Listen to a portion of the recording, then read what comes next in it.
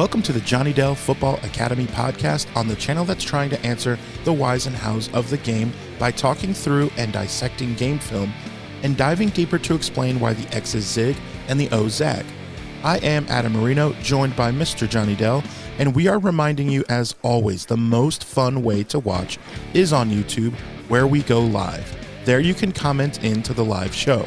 Be sure to hit the notification bell and turn on your notifications so you can be a part of the conversation. We also stream live on Facebook and X. Also, the audio versions are always found on Spotify, Apple, wherever you get your podcasts. Now, if you are live with us in the chat, it's probably because you are subscribed, you've hit the notification bell, and turned those notifications on. So, when sharing with your friends, be sure to let them know. We also love to hear from you outside of our live show. Email us at johnnydellsfootballacademy@gmail.com, and you can always check out the website jfa49.com, as it is the most fun way to support the channel. Also, the way we boost the chat and boost the algorithm is to type out hashtag JD49. What is up, everybody? Give me a quick mic check. Adam Marino is summoned for jury duty, so he is not here today with us, but we are here. We are ready to go. We are excited about a week of football. The bye week came and went. It was a good week, a refreshing time. Still kind of almost in a semi-bye for me this week, as there's no game to review. So this is really where the extra rest comes in, is on Monday and Tuesday. But a lot of news coming out of the NFL this last week, and the playoff picture for the 49ers starts to come into a much greater focus, and what they need to do and what they need to have happen. So we talked a little bit about it Friday of what the things kind of are for shaking out with the playoffs, and we're going to dive into it a little bit more. Always wondered, why not JFA 49? That is a good question. I think I just went with JD 49 at the beginning of it, and it's been the thing. I mean, kind of like the old Tower of Power song, why don't change horses in the middle of the stream. That I just, never changed it from there. I realized I didn't have like my own sort of countdown hashtag, which does help get everybody juicing and going, and settled on JD 49. So that's what it was. But some really big news. I started out yesterday watching the game I was focusing on the most and watching was the Colts Jaguars game. Jaguars, maybe not Jaguars, as some people hate as it's pronounced, but the Colts and Jags, because that was the team I knew the least about, really, from watching much of their stuff, because I've been watching more conference stuff with the 49ers, feeling like that applied to us more. But with that as being a game that's coming up, wanted to see, is this Colts team for real? Because they started out the season 7-1. They are now 8-5, and they're sliding big time. They have lost 4 of their last 5 games. They are 1-4 in their last 5 games, and they have an extremely tough schedule ahead, where they very well could end the season 8-9. And especially after, if you didn't catch it, that Daniel Jones tore his Achilles yesterday in the game. It was pretty clear it was almost surely a torn Achilles. The moment it happened, and then as he was trying to walk off the field, and you could see he couldn't even, lift that or flex his ankle at all. Brutal injury, absolutely brutal injury for Daniel Jones. Was resurrecting his career there in Indianapolis after the disaster of a run in New York, and had seemed to fit really well there with Shane Steichen, and that Man, just brutal, because this is as we saw from Dre Greenlaw, you try and come back in 9 months from that injury, and it could end up closing your season again. That happened with Dre. He tried to come back at about 9 months from his torn Achilles in November of last year, and it did not go well. So really, I mean, he's most likely looking at 10 to 11 months, which puts him not coming back until really October-ish, November of next year. And that, I mean, that is brutal for a team to lose a guy that has been so key to their success this year at this point. And just the fact that they could miss the playoffs entirely after starting 7-1. It also just again goes to show you that the first 8 games of the year do not determine who is who, who's legit and who's not. And anything can happen in December. And it will really come down to who can capitalize. I think Houston is the best team in football right now. I think their defense has made them the best team in football. I know people are hyping up the Rams. They just absolutely dog walked the Cardinals yesterday. They look extremely good. They have a good defense. I think if it came up to a Super Bowl matchup of LA and Houston, that Houston's walking away with it, because their defense is just that good. But it's going to come down to who makes it out of these last 4 games healthy and what happens in there. I mean, Houston's on a 5-game winning streak. They were 3-5. And I told Houston Stressens when we were on our breakdown shot, and I can't remember if I said it on air or if I said it to him privately after we went off the air.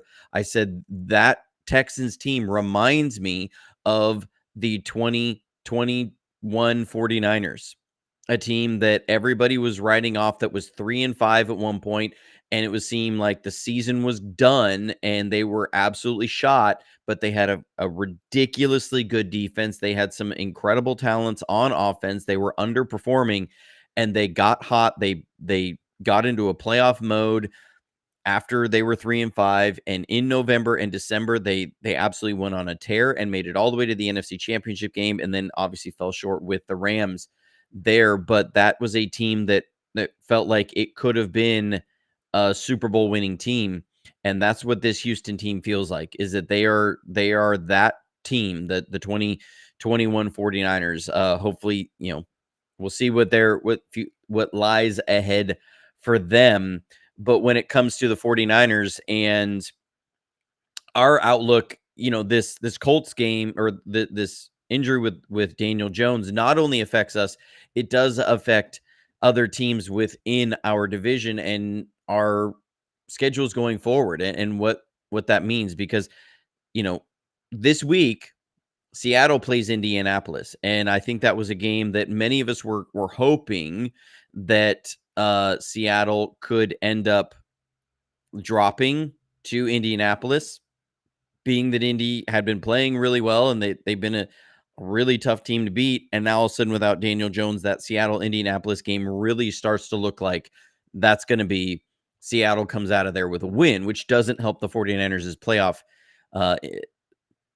not necessarily aspirations just to be in the playoffs, but playoff seeding hopes and aspirations. Because right now, as crazy as it sounds, not having Nick Bosa, not having Fred Warner, and not having Michael Williams, and not having Yetur Gross-Matos for a big portion of the year, not having Brock for half the season, and not having most of your receivers, not having a Brandon Ayuk who's dealing with that drama and issues, the 49ers are still well within striking distance of the number 1 seed. There is a clear path for the 49ers to get the number 1 seed. Actually, if they win out, I think the 49ers have the number 1 seed. The only way they can't is if LA wins out. And that's the only, or LA and Green Bay. I will say that LA and Green Bay are the only 2 teams that control their own destiny to make sure that San Francisco can't get the number 1 seed. But here's Green Bay's upcoming schedule. They play Denver this week. They play Chicago the week after that, which they just barely beat by 3 points in Lambeau. They will have to play in Chicago. So that is not a guarantee for Green Bay at all. Green Bay is a team that lost to the Raiders, and they lost to Carolina 16-13. Then they play Baltimore, and then they play Minnesota, which Minnesota, look, they looked really good. Yesterday, they shut out a team. They obviously kind of showed up to play. And it's a division game, and we all know division games can be funky. It can go any way. So there is a clear path there that Green Bay does not end up with a better record. Now, it's weird. I hate the idea that a team, because Green Bay has that tie with Dallas on their record. So I hate the idea that a team really, if the 49ers win out, they'd be 13-7. I hate the idea that a 13-4, that a 12-3-1 team would end up being the number one seed over a 13-4 team.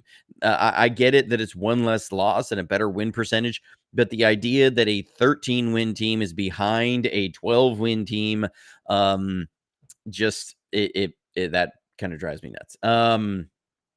But that is a possibility there, that the Packers could end up being having a better record or better seeding with one less win. That just drives me insane. But the way that it's going, Chicago, they're another one that is there, possibly in that one seed. They just went from the number one seed to the 7th seed, and they could, in this week, depending on that things go, shoot right back to the number one seed. Chicago plays Cleveland. Cleveland, we obviously saw that they leave a lot to be desired, but I think the wild card in that game is going to be Caleb Williams versus that Cleveland defense. Caleb Williams, if you watched any of the Green Bay Chicago game, he still misses a lot of layups and regular plays. I don't see that changing anytime soon. I really don't, because it's not like these are just issues of, well, the guy needs a little bit more experience. These are issues that go back to college, that were there when he was in college, and it still is, where he's got such arm talent that he doesn't find the need for, or hasn't got it ingrained in him of, I must have my feet set, and I must have my feet in the right place and my shoulders in the right place to make a throw, because he can make that throw about half the time, but the other half of the time he's going to miss by 2 yards. Those kind of plays, especially when you get into the NFL, can lead to turnovers. They will be bad on third down, and that's where I don't see. I see where people look at him and say there's a ceiling here for generational talent, but I don't see the issues that he has being corrected really anytime soon, because for him, he would have to change his style of play, and that's just not happening at this point. So that is a really fascinating matchup. I don't think Chicago would win. I don't think Chicago would win or would lose to Cleveland, but I could see, if the game goes a certain way, that Chicago could end up dropping a game that they don't expect. And so, it becomes really interesting. Then after that, Chicago and Green Bay play each other again. Then Chicago plays us, and then Chicago plays Detroit. Chicago has a path, be it a narrow one, really, to end the season 9-8. I think it's very, very realistic that Chicago's record at the end of this season is 10-7.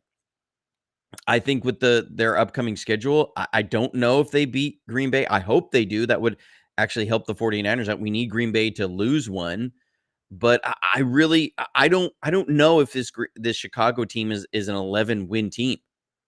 And that comes down to that, if they are, even with that, if the 49ers can beat them in their game, then there's no way that they can surpass us in any sort of tiebreaker scenario. So if both go 2-2 and we beat Tennessee and we beat Chicago, then that works out for us. So there's that. When we look at LA as being a team that is threatening or is a game ahead of the 49ers. What's fascinating about this is that we actually do own a tiebreaker over LA. As crazy as that sounds, because we split the games against them, LA is 3-1 in the division. If LA loses to Seattle, then they are 3-2 in the division, and we are 4-1 in the division. So that gives us an automatic tiebreaker. And then even if at the end of it, because LA plays Arizona again week 18, and that's just going to be another dog walk, cakewalk for them. But the fascinating thing is they do need to actually play to win that game. So again, we've always seen crazy things happen. I'm not wishing injury. I'm just saying it's possible that there could be something catastrophic that happens there, because they're going to have to play and try and win that game, because it will have playoff implications. There's no doubt about that. If not even against us, against Seattle, but if Seattle beats them, they're 3-2 in the division. We're 4-1. Even if we were to lose to Seattle at the end, we'd both be 4-2 at the end of the division record. Our conference record, which is the next tiebreaker, is what ends up coming into play. And we have an 8-2 conference record right now. They have 5-3. So we just need them to lose one game, and we own tiebreakers, really, is how I see the scenario working out against LA, which is kind of wild to think about. And LA's upcoming schedule, they play Detroit, which is a team that is getting into playoff mode now.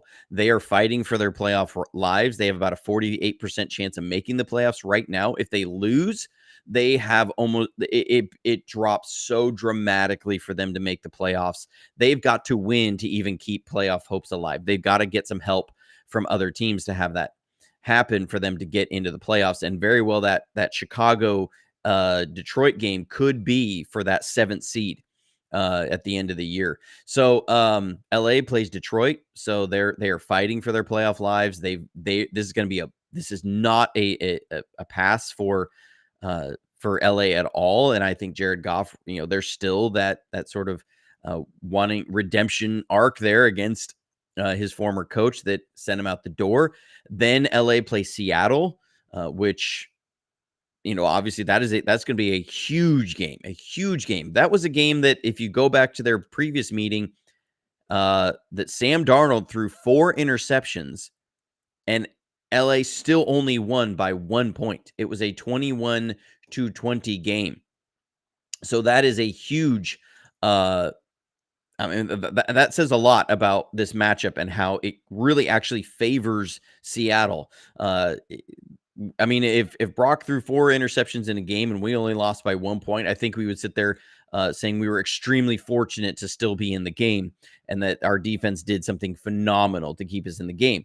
So, that's a game that is going to be really big, have huge implications. Then LA plays Atlanta, and then they play Arizona. Those should be 2 wins for them, but these next 2 games for LA are really going to determine if they get the number 1 seed. If they handle business in Detroit and Seattle, I think it's a foregone conclusion that they have the number 1 seed.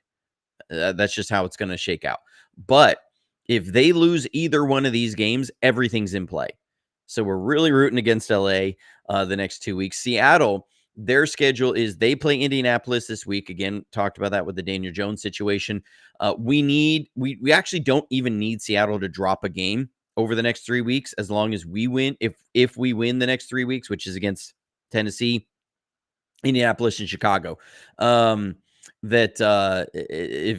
we win 3, they win 3, then week 18, assuming LA loses a game in there, if they lose one of those 2 games, then the 49ers will be playing the Seahawks for the number 1 seed in the NFC, I believe.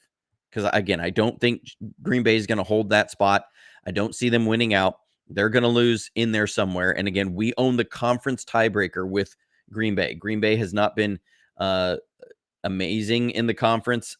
So they're 7-2-1. I don't think that's going to hold. I really do think they're going to lose either to Chicago or Minnesota. And so that's where it starts shaking out with with Green Bay. I mean, Green Bay could get the number 1 seed and everybody's got to go play in Green Bay. That would be tough. We've seen that that's not impossible in years past. And then the last team that I think is the one that, you know, we're looking at, and we don't know what this team is. As crazy as it sounds to be here in almost the middle of December, they're 9-4, but we don't know who the Chicago Bears are. They're 9-4, yes, but they've scored 334 points. They've allowed 335 points. There is no team in the NFL that has a closer net point margin than Chicago. They've allowed almost 334 to 335, -1, within 1 point. That's who Chicago is. You look at their schedule, they've beaten some team, they've lost to some bad teams, and they've beat some teams that I think everybody would expect them to beat. They've nearly lost to teams that you would expect them to handily beat. You look at, again, they beat the Minnesota Vikings, which were terrible during this stretch, 19-17. They beat the New York Giants 24-20. They beat the Bengals after a horrible missed tackle by one of the Bengals defensive players at the end of the game, 47-42. They beat the Saints 26-14. They beat the Commanders 25-24. They beat the Raiders 25-24. So yes, their record is really good. They've played a lot of teams that are not good, and they beat them. They haven't shown that they can be dominant in any games, and their point differential is wildly even. To put that in perspective, we're plus 38. They are -1. So we have scored 39 points more than our opponents. We're 9-4. They're 9-4. That kind of tells you that we don't know what that team is. They're a team that can be dangerous and they can beat a lot of people, but I don't see them as a powerhouse. So their upcoming schedule is Cleveland, Green Bay, then us, and then Detroit again. And that, like I said, that game at the end of the year between the Bears and the Lions, I think, is going to be for that 7th seed. Outside of that, you have this weird situation with the Buccaneers and the Panthers right now. They're both 7-6, but the Bucs own the tiebreaker over the Panthers right now. That could change. They both have 3 divisional games left to play in the final 4 games of the year. That's wild. And so that's wide open, but I don't think either of those teams are really a threat to bounce the 49ers out of the playoffs to sit there. Like if Carolina was to get into that number 1 NFC South spot, and then Tampa Bay, you know, sliding in with the same record as the 49ers, having the tiebreaker because they beat us early in the year. I don't see that happening. San Francisco, Tampa Bay is 2 games back from us right now. And so they would have to win out, and we would have to go 2-2, or they would go 3-1 and we go 1-3, which it's hard to see right now. I don't see Tampa Bay. I think Tampa Bay could miss the playoffs, which is wild to think about. So a lot of scenarios are shaken out right now. It's going to be a wild next 2 weeks. I think the next 2 weeks are really going to solidify where the pecking order is in these conferences. I think the Broncos Patriots pecking order is going to be fascinating. I actually don't think that those 2 teams are going to meet each other in the AFC Championship game. I really think it's going to be Houston and then one of those 2 teams, you know, depending on how it shakes out with the final seedings and everything, because that's all still up in the air. You know, does Houston have to do this as a wild card? Because it's still on the table. They're still 1 game back of Jacksonville. I don't know. Do the Chargers get in? I mean, right now they're in. The Bills are still 2 games back from the Patriots. All I know with the AFC is that it was absolutely phenomenal to watch the Texans beat the Chiefs last night, and to see the Chiefs perform as they did. The Chiefs are 1-5 on the road right now. They are a bad road team. To put it in perspective, they have the same record on the road as the Cleveland Browns. That is this year's camp. When you look at teams that are 1-5 on the road or around there, here's the teams. You ready for this? And this is just, yes, this is me dancing on the graves of the Chiefs because we are 49ers fans. They took 2 Super Bowls from us, and we will dance on their graves all the time. Here's what happened. New York Jets 1-4 on the road. The Miami Dolphins have a better road record than the Chiefs right now. Okay. And actually, the Miami Dolphins have the same record as the Chiefs right now. You want to put the Chiefs in perspective? The Dolphins have the same record as them. The Dolphins quietly have been actually doing pretty well down the final stretch of this year. But the Cleveland Browns, as I mentioned, the Titans have a better road record than the Chiefs. They are 2-4. The Chiefs are 1-5. The Raiders are 1-5 on the road. 1-5 on the road. The Commanders are 1-6 on the road. The only team that is actually worse than the Chiefs on the road is the New York Football Giants, who are 0-8 on the road. That is the only team that is worse. And then the other teams around there, the Atlanta Falcons are 2-5 on the road. The New Orleans Saints are 2-5 on the road. The Arizona Cardinals have a better road record than the Kansas City Chiefs. There is no doubt that Arrowhead is a huge home field advantage. That place is so loud. It is a tough place to play. The Chiefs, when they are away from Arrowhead, are one of the worst teams in football, and that should tell you the state of their franchise. They are 5-2 at home, 1-5 on the road. There is no team that has that kind of disparity like the Chiefs between home field advantage and road performance, and that tells you the state of the Chiefs franchise, and we love every second of it. They're going to have to go into a franchise reset like we had to do. So that is absolutely amazing to see. I am here for every minute of it. Love watching the downfall of the Kansas City Chiefs.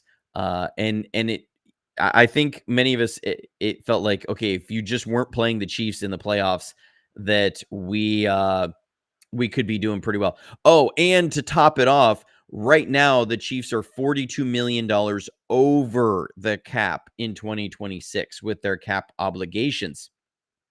So that's another early Christmas present for everyone here. They are $42 million over the cap. They will only roll over $2.7 million this offseason from what they have this year rolling over into next year. Right now, the 49ers are going to roll over $20 million, and we have $34 million in cap space already next year. That means we're going to be probably right around $55 to $60 million in cap space going into the offseason. The Chiefs are going to be minus $38 million in cap space going into the offseason next year, which is absolutely glorious to see. Their Super Bowl window is firmly closing right now. They have aging players that are having that are big contract guys that they've got to make decisions on. Because here's what it is with like Chris Jones, for example. Chris Jones is a $44.85 million cap number next year. He is currently 31 years old. He's going to be 32 years old. So they've got to figure that one out. He's probably going to be a restructure because if they were just to cut him, because he's due a $16 million roster bonus, they've got to make a decision on him. If they cut him and that $32 million roster bonus, there's going to be a lot of dead money they're going to have to carry. So that's fantastic. That's fun to see. And yes, we be hating in here. This is I will do everything to hate on the Chiefs for a minute, Mike B. I will hate on the Chiefs for a minute because I like watching that team lose. There's not many teams I like watching lose. There's LA. I love watching LA lose. I love watching Kansas City lose. And that's about it. Seattle, it isn't quite what it used to be, but I love watching both Kansas City and LA lose. Hopefully, we get to see that more over these next 2 weeks. So, in all, not a real long show today because there wasn't a lot to change as far as 49ers stuff. That gives you a glimpse into the 49ers playoff hopes. What we really need to have happen, LA needs to lose one of the next 2 games. The 49ers can take care of business. It really does start looking like, especially when you see how this last weekend went about, that you could easily see San Francisco being 3-1 over or 3-0 over their next 3 games. That really becomes something that isn't so far-fetched when you look at that they're playing Tennessee, they're playing Indianapolis, who just lost Daniel Jones, and then they play Chicago, I'm not sold on that Chicago team. I'm just really not. I think their run game is going to be really tough to defend, and that's going to be the biggest challenge. But that is a home game for the 49ers.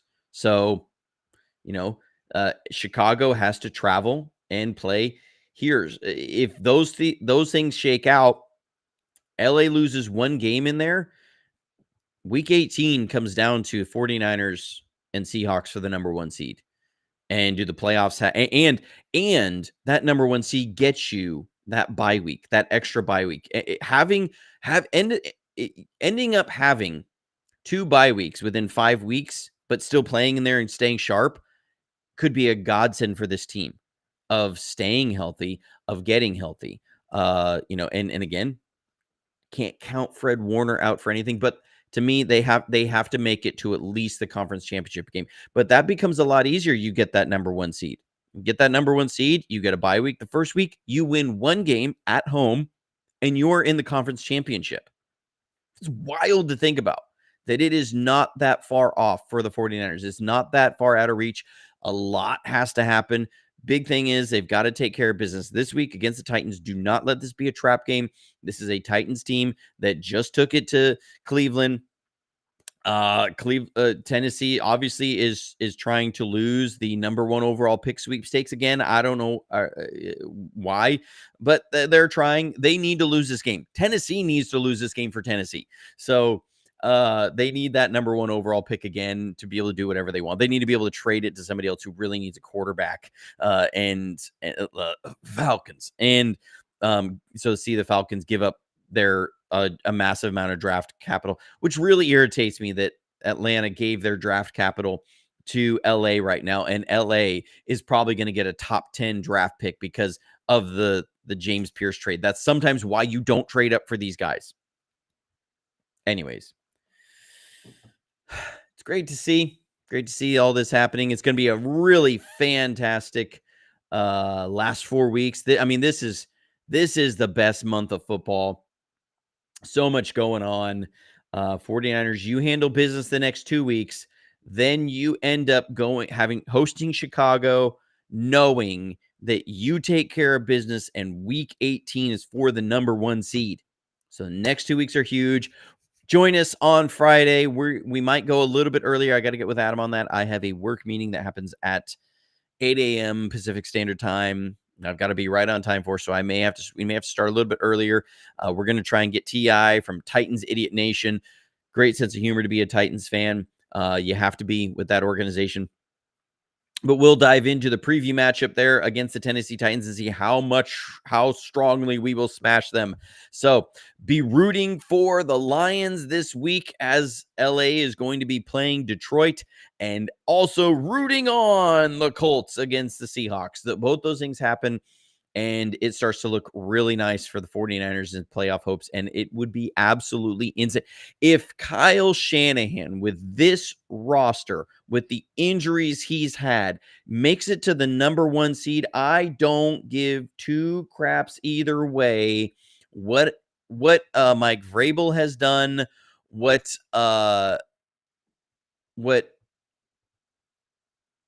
I totally blanked on his name. Anyways, Broncos, what they've done with their organizations, they do not deserve Coach of the Year. Mike Vrabel's probably going to get it no matter what at this point, which irritates me. If San Francisco ends up as the number 1 seed, Kyle Shanahan deserves Coach of the Year. He hasn't gotten it. He's been gypped several times. But anyways, sorry. Almost missed a super chat here from Cayman's Island. Thank you so much, brother. Appreciate the support.